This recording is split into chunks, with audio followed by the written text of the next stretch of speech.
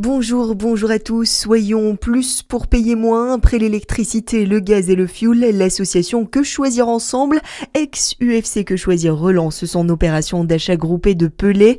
Elle propose aux consommateurs de s'unir pour acheter leurs granulés de bois en vue de cet hiver afin d'obtenir des tarifs plus avantageux.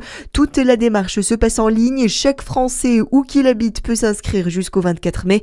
Il recevra ensuite une offre qu'il est libre d'accepter ou non et les livraisons se dérouleront cet été.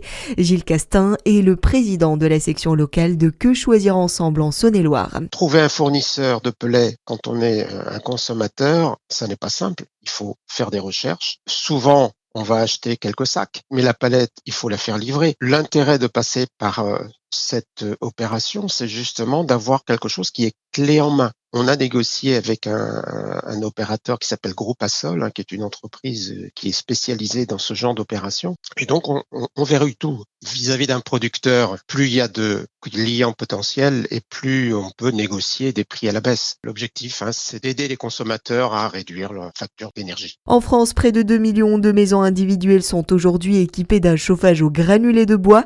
L'an dernier, 15 000 foyers avaient participé à cette opération, dont environ 1300 en Bourgogne-Franche-Comté. Dans le Jura, les tiques sont de retour avec les balades en forêt et les sorties au vert.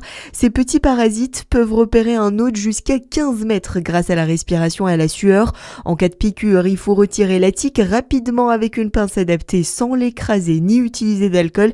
Après extraction, surveiller l'apparition d'une rougeur étendue, de fièvre et d'une fatigue inhabituelle. L'établissement français du sang Bourgogne-Franche-Comté appelle les donneurs à se mobiliser tout au long du mois de mai. Avec les jours fériés et les ponts, les collectes en ralenti et les réserves de globules rouges diminuent progressivement. Le FS assure que la situation reste stable, mais rappelle que les besoins des patients restent constants. Des créneaux sont encore disponibles pour les dons de sang, de plasma et de plaquettes. Dans le reste de l'actualité, un homme de 27 ans aurait projeté une série d'attentats en région parisienne. Il a été mis en examen et placé en détention provisoire hier. Il est soupçonné d'avoir voulu attaquer la communauté juive dans le 16e arrondissement ou encore de faire exploser le Louvre. Des projets jugés sérieux, le suspect nie les faits. 23 milliards d'euros d'investissement en Afrique, c'est l'annonce hier d'Emmanuel Macron depuis Nairobi au Kenya dans le cadre du sommet Afrique-France. Les principaux secteurs concernés par ces annonces sont la transition énergétique, le numérique ou encore l'agriculture.